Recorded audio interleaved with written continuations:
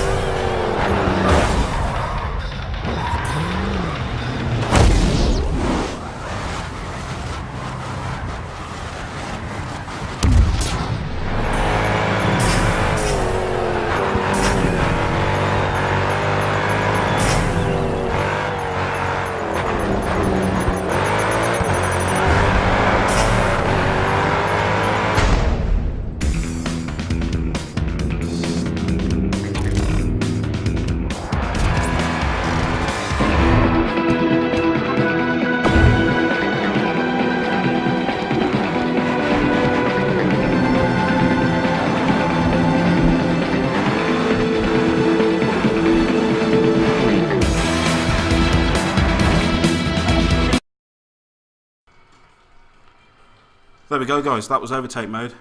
Joe, what happened? You didn't win. Well, you've got to be quite patient overtake mode. You can't go full beans. You've got to sort of take your time, choose your moments, and because as soon as you hit somebody, all your multiplyer's gone, and you start back to zero. So it's, I noticed you doing that because I would be just ploughing straight through all of those that's not trucks. the aim of the game. You've got to take your time, choose your lines, and just opportunist. You just got to go for the opening when you can, and not be too overzealous with it. You just can't go racing around the track like you are in time attack. It just don't work. You can go around and try it if you like, but you won't get anywhere. You really have got to take your time, and it's actually quite difficult. Someone stitched him up as well because he put it on very hard. So. Yeah, I knew that was. Yeah. Who suggested that? It might have been me who put you on very hard. So, tell us a little bit about sort of the overtake mode. How do you guys have an idea like that and it go from, well, obviously not existing to sort of making it right through into the game? What's the whole process like for getting something like that in that isn't necessarily a normal type of racing mode? Well, the idea for overtake is that, I mean, it sits quite naturally in the career mode in the game. It does also appear in online and in custom race, but it fits naturally into the career because what we imagined was that alongside the sort of traditional racing that you'd be doing, the stuff that you'd be doing in race series and that sort of thing, you would be getting given promo events as well. So in your career HUD, you're going to have a series of different events against primarily clubs to take on and invite into the WSR, and then ultimately WSR events as well. But alongside those, you'll have vehicle challenges where you can pick up vehicles that you didn't pick earlier on in the career. And then also you'll have promo events, and that's the area of the game that this type of mode lives in. So what we imagined was that as a real race driver, you would have various different brands coming to you. In the case of the live stream that we're showing at the moment, the brand for this particular event is Flat Fitty, and they're basically putting on this event as a showcase. It's a sort of spectacle sort of thing. So as you can see, the different trucks that are on the track are not particularly competitive. They're just there to get in your way. It's you against an AI opponent, and it's head-to-head. So basically you have to overtake more trucks that are on the track than they have. And essentially it's the person that gains the most points for overtaking those trucks that will win at the end of the game. But it's the type of thing that we imagined that in real life, maybe some big sponsor would put on an event and they would have somebody like Tanner Faust go against Ken Block, or they would have Michael Schumacher go against Sebastian Vettel or something like that, just as a sort of little bit of a showcase and something for people to talk about on the internet. And that really feeds into what the mechanics in the career mode of the game are. As you progress through it, you increase your fan count. So I mean that just feeds in exactly to what this is. Brands would do this for sort of viral purposes to get more people talking about their brands. So if lots of different people are talking about this particular event, then that makes perfect sense. So competing in these will give you more fans in the career as well. Cool, awesome. Right, we've been getting your questions in. We actually collected some of these up earlier as well. So I'm going to field a very random selection of questions to you. First one comes from ArmyBoy1994 over on Twitter. He wants to know how many cars and tracks are there in the game in total? It's a tricky one off the top of my head. There are around 50 plus cars in the game. So first off, it's important to state that it's not exactly an arms race with the likes of Gran Turismo and Forza. It's not something that we ever set out to do with this game. We wanted enough fresh, cool content from start to finish in the game to keep you hooked in. We don't want 50 different variations of the same Mercedes car in different guises. We want the sort of best, most iconic cars from each manufacturer and also from each different type of race series. So it's about getting an eclectic, different, mix of cars that you can pick up and you can learn the different styles of racing in them. So there's around 50 different cars. As far as tracks are concerned, we have, I think, 12 different locations, and then within the locations there are around 5 or 6 different track variants. So there's lots of variation there, and then when you add into the mix the live routes aspect as well. So in the city tracks, obviously we've got the live route system, which offers almost infinite variation on the different ribbons of track that we've already built there. So I think there's quite a lot of different variation. Plenty to keep people busy. Yeah, exactly. Yeah. Right, okay. This next question comes from MattMatt524 on Twitter. He wants to know what we've changed with the drifted events. Well, I tend to say there's quite a lot about all of the aspects of the game, but we really sort of broke down everything that we did in Grid 1 and then tried to rebuild it from the ground up and really said, what is it that's making these things work and what things do we need to improve on? One thing in particular with drift that we found was a little bit of an annoyance or a hindrance to players in Grid 1 was that you'd find that players tend to sort of fishtail quite a lot. They'll just slalom left and right to try and create enormous combos. Yeah, so that's something that we've managed to get rid of this time and actually put emphasis on linking real drift. So like properly getting the back end of the car out and actually controlling a car that's lost traction. So we basically implemented a system whereby the tech detects how much of a drift you're in, whether or not you're like what angle you're actually drifting at, and what your proximity is to the actual drift marker on each corner. So that's improved it so that you don't go online and actually pull off amazing, brilliant drifts, and then somebody else is just sort of fishtailing along the course and getting a million times multiplier for it. It makes it a little bit more fair to the people that are playing properly. Cool. We've also been getting a lot of questions on sort of the customization options. Obviously, we've shown this off last week in the live stream. What we're actually going to do is we're going to show it off a little bit more today. But this question that's come in on Twitter, there's a lot of people asking it in the chat box as well. Sort of similar question. This is from Juice X Machina, and he wants to know: can the liveries your opponents use be recreated in the livery editor, because he was jealous of some of his opponents' liveries in Grid 1? Yes, absolutely. The livery editor well, obviously we're going to show it in a little bit more detail now, but it really allows you to do anything that you see on the other cars in the game. So if you go online in a race and somebody's got a fancy livery and different patterns and so on, you're actually going to be able to go find that in your cache of different stuff in the livery editor. The only time I think that you're not going to be able to completely replicate what you see online is if you're not online, in the career mode, is when you come up against the different clubs, because you're not driving for those clubs. You can't have the decals and stuff that they have. So you can't do your car up like Elimination and like Transamerica and exactly. Yeah, so they sort of stand on their own, but you are obviously able to sort of customize it to your heart's content with the decals available to you. Awesome. Right. Okay. I'm just loading up the livery editor so that we can show you all the. Actually, I know what we haven't spoken about yet. We haven't spoken about the brand new shiny garage. Fans of the live stream that have been watching in the past, you will have noticed that we've been in.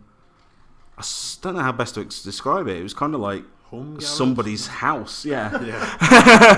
There was the dog outside and cars driving past. Obviously, something's changed at this point in the game. So, how is it we've found ourselves in this new, much bigger garage?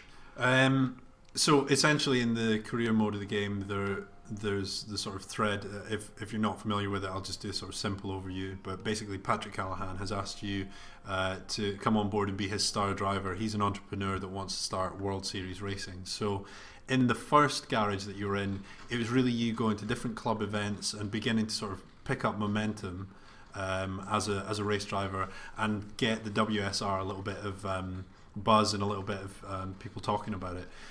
After you get to the point where the first WSR takes place, rightly so, he kind of sees that you've got the talent that he was looking for. So going into season 2, you move into this slightly bigger, shinier garage with a bit more space, room for all the different equipment that you'll be using. And as you can see in the background, there's also space for more than just one car.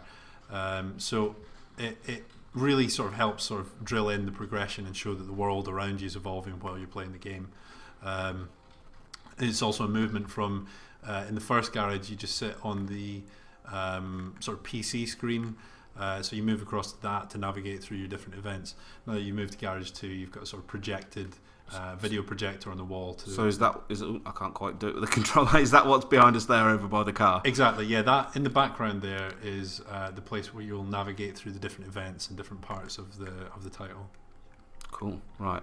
I'm trying to pick a good livery that I think I'm quite liking this one. I think black and grey always works quite well if you're going for something slightly more I professional. wanted to change the colours a bit because we were always showing off black and grey. I don't know what to go for a base colour though. Just look mean. Just look mean. So obviously we've got the flip paint on here. I think. What do you think? Oh, that looks better.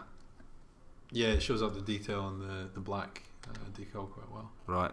There we go. Okay, that's the first one picked. We want a bit of red. So we've got that there. Where's that going? That's on the stripe. I quite like that.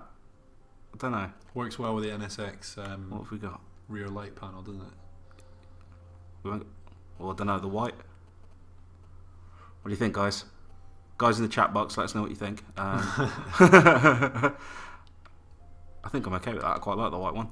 So I didn't catch the outcome of last week's livery editor. Last week's livery editor, the first one I really liked. The first one was Disco Dinosaur. it was pretty much a disco dinosaur. It was the car was black with the Velociraptor on the side. Okay. With like neon pink and green and Okay. like blue. It looked awesome. The second car that we did, which was the BMW 1M, that didn't look so good. I'm going to be honest with you. Okay. So we need to up our game. We need to up our game. We need to look. Well, we're in tier 2 now. Yep. We're not messing about in Dad's garage. Yep. So yeah, we need to up our game. A big thing in terms of the livery editor is because you can set the colours the way that you want them, but also the manufacturer logos that appear in the car. Sometimes their colour sets are just not going to match the style that you want for the car. Yeah. You think back to some of the sort of famous Formula One livery styles, they've always really embedded the sponsorship into it. I think quite a lot of them are actually probably selective about the sponsors that they have so that it fits their With sort the of car, visual yeah. style. So as well as the decals and that aspect of what's going on there, we also have access to the sponsors that you've already picked for your car. And your ability to sort of change those as well. So you'll be able to change the colours and flip them around to things that are actually appropriate to the car that you and the style that you've got. The sponsors that you pick, though, you do just to go into a little bit more detail about that. You pick those once per season, and then you stick with them per season because a really important part of the sponsor system is that you have to complete objectives to win fans from them. So, for example, HKS or OGO, as they're sort of shown on there, or Toyo Tires, give you a particular objective to complete while you're playing the game. And then through that season, you should be able to sort of cumulatively do that over the course of the season. Or it might just be to actually beat the star driver for a club, whatever it may be. We kind of felt that you need the whole season to be able to do that. So that's why they remain on the car until you get another chance to sort of switch them around at the start of the next. You swap them around sort of as you go. So Yeah. obviously, I mean, everything we've showed in the game before, that was always when we were at tier 1. We were right at the start of the game then, which Yeah. is why we didn't have anything on the car. So once they're all sort of on the car, I mean, like you say, you've got those bonuses and everything. That's quite a bit of a change from, I suppose, the money system that we used in the first grid. Yep. Do we need money essentially for anything in grid 2? Yeah, there is a currency system that exists online, but in the single player campaign, the player essentially has all the stuff that would cost money delivered to them from Patrick Callahan. So he's sort of the entrepreneur who's going to give his star driver. If you're the poster boy for the company, then you shouldn't want for anything. So any time that you need a vehicle to get into a particular event style, or a vehicle to drive in a particular series, then he'll deliver that to you, and you should be good to go. In the online aspect of the game, you're going to need to spend your cash and spend it wisely as well. So, sort of about making choices and spending that money in a way that sort of will get you to where you need to be against your opponents in the game, and also sort of help demonstrate your personality online as well. So whether that's for physical upgrades for the car, things that will change the shape of the actual bodywork and paneling, or whether that's things that are going to sort of do things under the hood to improve performance. So yeah, the money system, the currency system is in place online. Cool. So I've just noticed we've got this. We've got a couple of different options with where we actually want the sort of the decals to go on the car, which isn't something that we had before in the previous grid as well. Yeah, there's a sort of multi-layout system. So as you can see at the bottom there, the different styles that you can go through are drift, which was the layout you just saw, and then race, which has a more sort of traditional feel and more square, straight-on type placements, and then street, which is more akin to the type of thing that you would see in Gumball Rally, something where the sponsorship is pretty dominant on the vehicle. Cool. I don't know what looks best for this. I'm quite liking the drift, actually. I think that lays out quite nice on this. You think? Yeah, I think so. Yeah. Right. Okay. We'll Unless go with that then. cries of pain in the comment section, then I think we'll go with that. Obviously, as well, like we sort of showed you guys before, you've got the store and recall function as well. What that lets you do is you can save your liveries as you go. So if you have a certain set, say you've got your own racing clan online and you race with a load of guys, you can all have your own custom livery. But then when you're playing on your own, if you want to, you can just sort of mess around and have a bit of fun with it. Fly solo. Fly solo. So we want to store this one. We will give it a name. I'm going to call it Red Stripe because it has a red stripe and I'm a genius. So there we go. That's all done. That is on our NSX. We've also got this option here to apply it to all vehicles. So should we do that? I think we'll do that. And then what we'll be able to do is when we do an event a bit later on in the game, a bit later on in the live stream, sorry, you guys will be able to see obviously what that looks like. So there you go, and that's automatically added to the whole of our garage. Awesome. Right, what I'm going to do is I'm going to pass over to our tame racing driver. He's going to set us up for our next event. Slow Joe. Slow Joe. What we're doing for the next event, we're going to be doing a time attack event, which I don't believe we've shown time attack before either. Ben, have we shown time attack before? Nope. No, we haven't shown time. New. Brand new. Cool. So tell us a little bit about time attack and how it works. So time attack is a mode that's essentially it's like a time trial, but actually you've got other cars on the track whilst you're doing it. So it gives you that added layer of complexity in terms of taking the best possible racing line and really, really pushing it, but trying your best to stay away from opponents. So it's almost like a qualifying session might be. So really you just have to set the best possible time in the number of laps that you've got available, but also try your very best to stay away from the opponent cars as well. Cool. Right. Let's get ready to go then. We'll knock the mic off. We'll let you guys enjoy the race, and then we'll be back with some of your questions. Just something that we have been getting asked quite a bit in the chat, and we've sort of been nagged about constantly over the last couple of weeks. Everybody's asking about the Steam pre-orders. They are now available. If you log into Steam or visit the Steam Store website, you'll be able to see it on there. You can pre-order the game. We've got like a tiered unlock system as well for all sort of the pre-order bonuses. We are currently sitting, I do believe, Tier 1 has been unlocked, so by pre-ordering the game you'll get the first reward pack. We're about 10% into reward 2 at the moment, so if you visit the Steam store you'll be able to check that out on there. I'll shut up now for a bit and we'll enjoy some Indianapolis.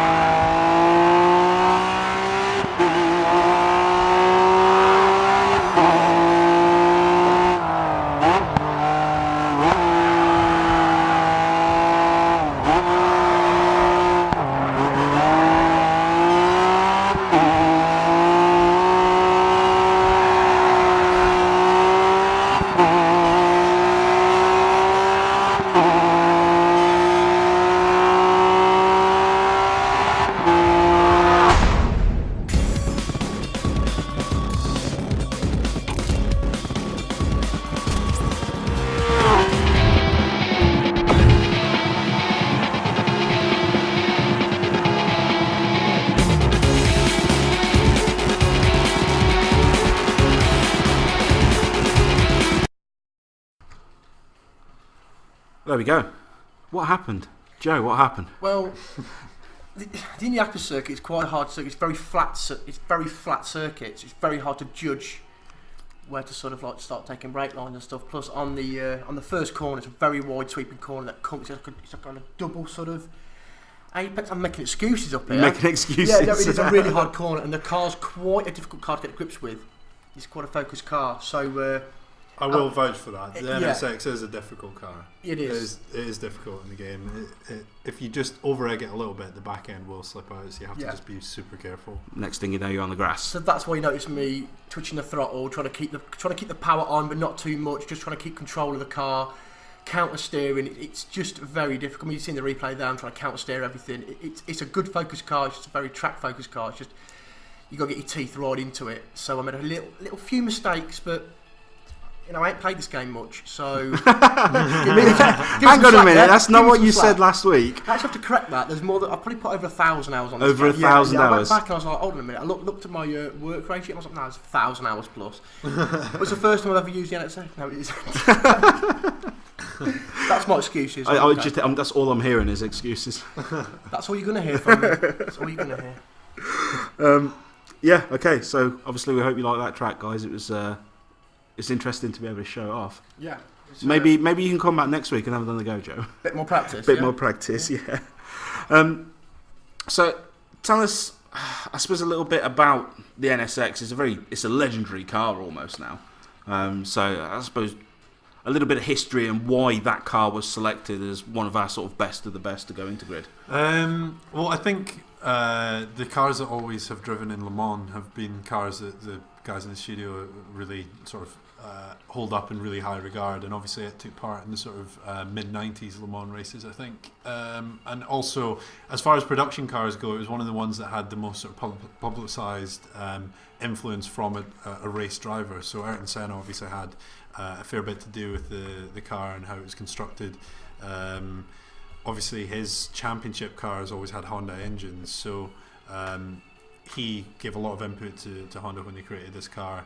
I believe he had sort of input with regards to how the chassis was built.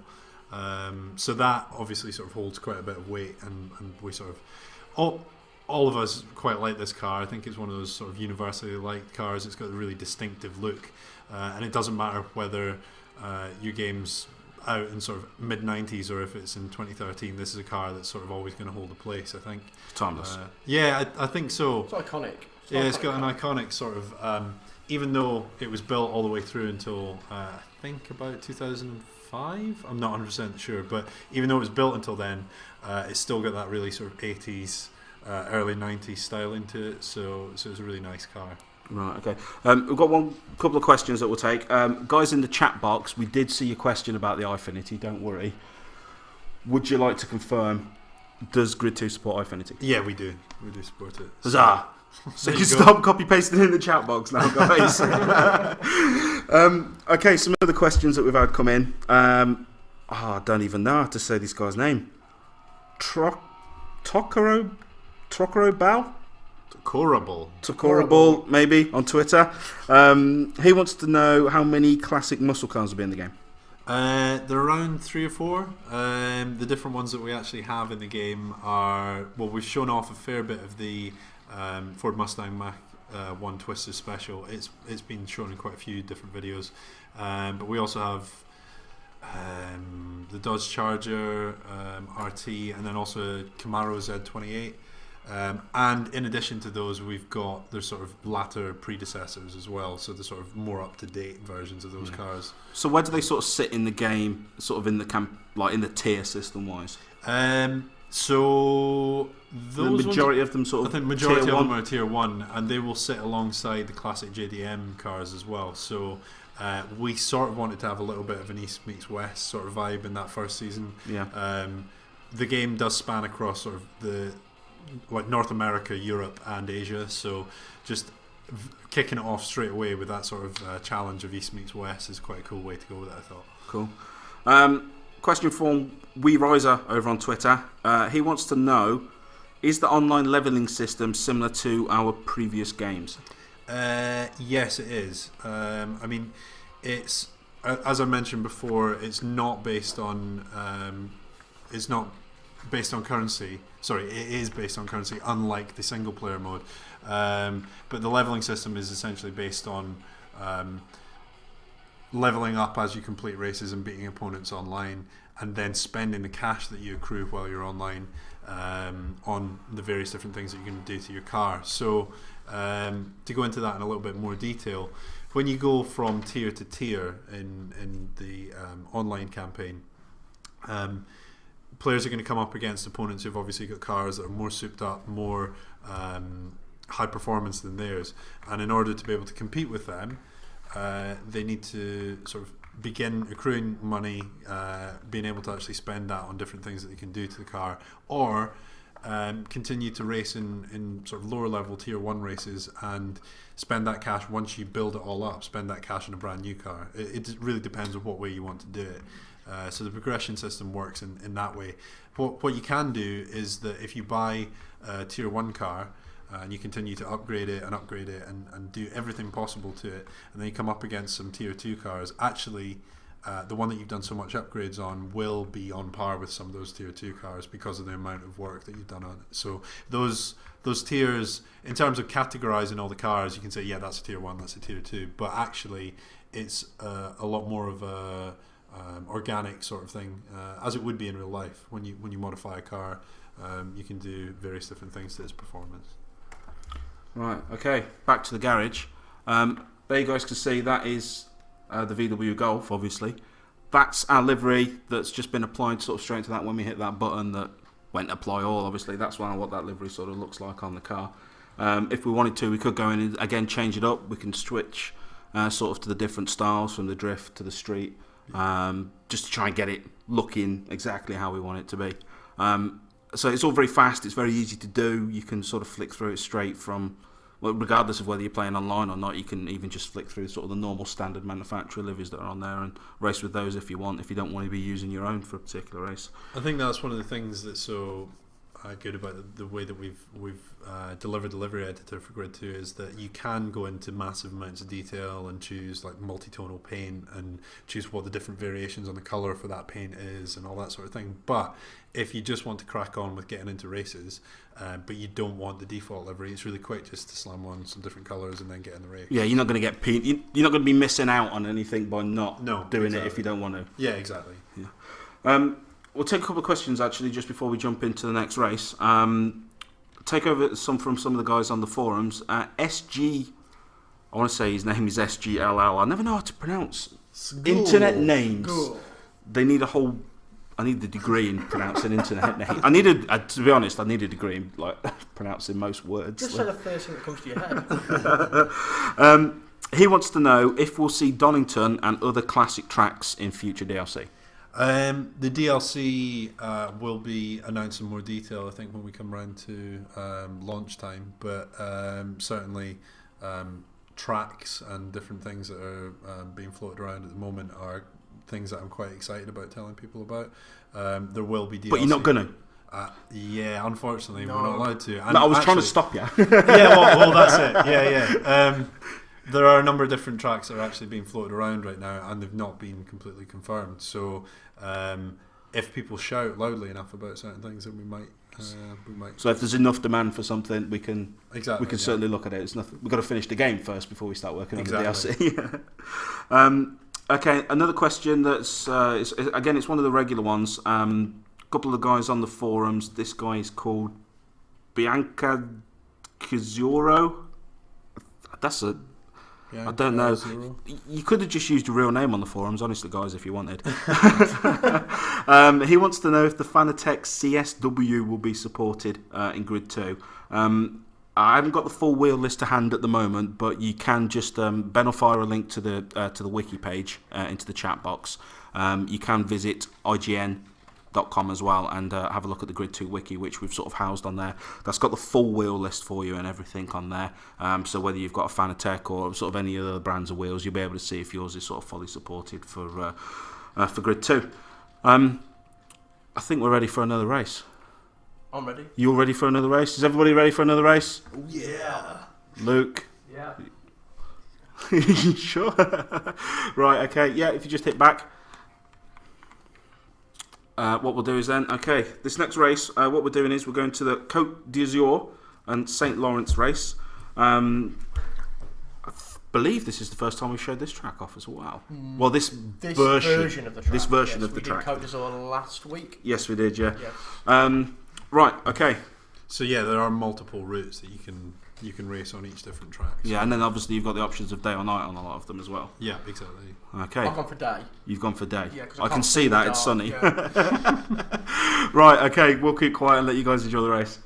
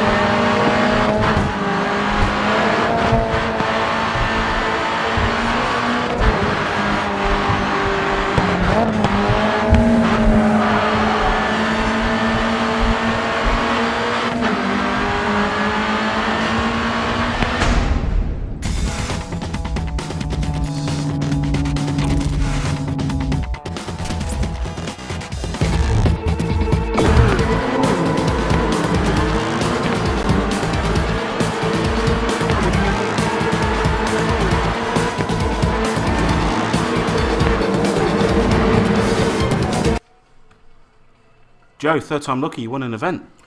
Well, I was holding back for the finale, really. I was teasing them. So It was the big finish. It was a big finish, yeah, in the golf. I'll ask you this. There's a lot of guys talking about sort of the physics that have sort of gone in to make up Grid 2. Obviously, it's a very important part of any racing game is that it sort of feels right and everything acts as it should. What can you tell us about the physics, and I suppose why did we pick this track as well at the end to show off at the end of the live stream? So there have been massive updates from what we've previously done. The last title where we made updates to physics was Dirt 3, and then we continued those through Showdown. But with this, we've really pushed to ensure that the cars are when the player plays the game, they can feel exactly what the car should be experiencing through its wheels as they drive across the tarmac. So as the car moves across an expansive track, the game is sampling the undulations and changes in the road, and as well as that, the changes in traction on the wheels and how they're connected to the road 1,000 times a second. So it's operating at 1,000 hertz. As far as I know, the best competitors are sort of running at about 600 hertz. All that means really is that the higher you sample that, the more feedback that you're getting for a track that you're covering. So when you're moving at sort of 100 miles an hour, for example, across maybe 100 meters or whatever it may be, there will be sections of the track that you're not having fed back to you if you don't sample high enough. So the physics simulation and what we can actually understand and then perceptibly feedback to the player through the controller so that they can then correct things. Like, for example, when Joe was driving in the NSX, just as it began to lose traction, he was getting the feedback just quick enough to be able to hold it on the road. Obviously not in the first corner, but once he got to grips with it, then he was doing pretty well. Throttle playing, a lot of counter steering.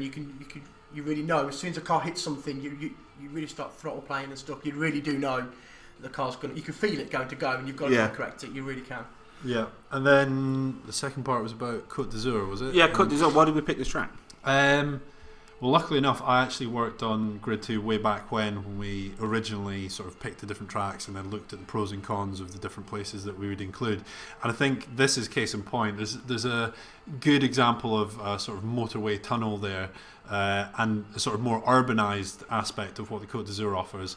And then it's juxtaposed with the beautiful vistas and the sort of scenery and stuff that you saw before we went into the tunnel. This bit's a little bit more urbanised as you sort of head towards the town. There's a lot more of this sort of street signage and that sort of thing. But just being able to sort of take the player on a journey. When they drive at the start, they've got the beautiful scenic aspects of it. And then actually as you drive, you've got sort of a bit of a story to tell and a bit of a journey to go on. And also, I've just sort of spotted castle ruins and stuff as well. So, there's a bit of everything, really. Yeah. Awesome. Right. Okay. We hope you guys have enjoyed the live stream this week. Very quickly, if you have liked what you've seen, drop by preorder.gridgame.com. Over on there, you'll find sort of all of the information, depending on what country you live, as to where's best to pre-order for you. Obviously, if you're a PC player as well, you can visit, just boot up Steam. We're sort of right there. I think we were sitting quite healthily at the top, sort of half of the charts. Obviously, you can just search for us on the Steam store as well, and to boost the unlocks, and the more people that pre-order, the more stuff you'll all get. Obviously, it's all sort of, it all rolls back. So if you pre-order a bit later on, then you've unlocked like one of the earlier bonuses. It's everybody gets everything basically, so you're not going to be missing out. We'll take a very quick few last questions. Boyd on the forum wants to know, how long will the single player mode be? So if you smash your way through it, I think you can probably do it somewhere between sort of 20-25 hours, I think. But if you that's missing a lot of content though. Yeah, exactly. If you just complete the required events and then keep moving through it, then you can do it about that quickly. But if you actually do all the side missions, as it were, so promo events, vehicle challenges, and you do a bit of test drive as well, then I think it's about 30 hours. So there's a fair old whack of content in there. Not only gameplay, but there's some sort of video FMV content through the career as well. It's not something that we showed off much, but it's something that does come up very often. A lot of people want to see sort of how the damage works in Grid. We will be showing that off a little bit sort of as the weeks go on and as we get closer to launch. I suppose the short version is he wants to know, like, if there's going to be wheels flying around the track and sort of terminal damage and things like that. There's a really good example of that. If people look up the Eurogamer video, basically we did a presentation at Eurogamer where I spoke a little bit about live routes, but also Gin, who's the car handling lead designer, he talks quite a lot about how we manage and construct the damage in the game. Wheels and stuff flying off, yeah, you can burst tires and the wheel, you'll basically shred it all the way down to the wheel. Those things happen, you have to really just contend with it as you drive through. But we always have to just be mindful of what the constructors and manufacturers want. So if we were showing it in quite such an extreme way that they weren't happy, then we'd obviously have to rein it back in. So it's a fine balancing act for each different car and each manufacturer, really. Awesome. Right. Another question that comes up a lot of guys are asking for specs for the PC. Obviously, that's on the Steam page as well. It's also on the IGN wiki. Ben will fire links to those into the chat box for you guys as well. Another question that's come up as well. People want to know if audio names are going to be back. So will the game call out your name like it used to? There was the very nice assistant lady that would say, "Hello, Lee." Yeah, definitely. Yeah, so Patrick Callahan will be chatting to you in first name terms when you're in the game. Whether or not that's your real name or whether it's a nickname like Chocolate or, whatever it might be. Okay, Chocolate. Yeah, those are back in there, so that's quite a cool touch. In addition to that, though, as well, in the career, if you type your name into the game, your profile sort of exists through everything. So as the WSR grows around you, the media that picks up you as a driver and begins to sort of talk about your skill, where you're going in the world of racing, you'll actually have your name displayed in the video. So we're actually rendering the correct text for whoever's put that in their profile into the videos live in the game. So that's another nice little touch, I think, just to make it feel like it's your career that's evolving around you. Awesome. Right. Okay. I think we're done for the evening. Cool. It was a good show, guys. Home time. Thank you very much for coming along, Joe, and being our driver again. Same time next week, I suppose. Same time next week, 6 o'clock. Ian, it was a pleasure to have you. I know you've got to rush off. I don't want to keep you much later. No problem. You've got to get dinner. You've got to get back to have dinner. So yeah, I mean, a big thanks to sort of all you guys for coming along and watching on Twitch TV. If you're just catching in at the end of the live stream, where have you been?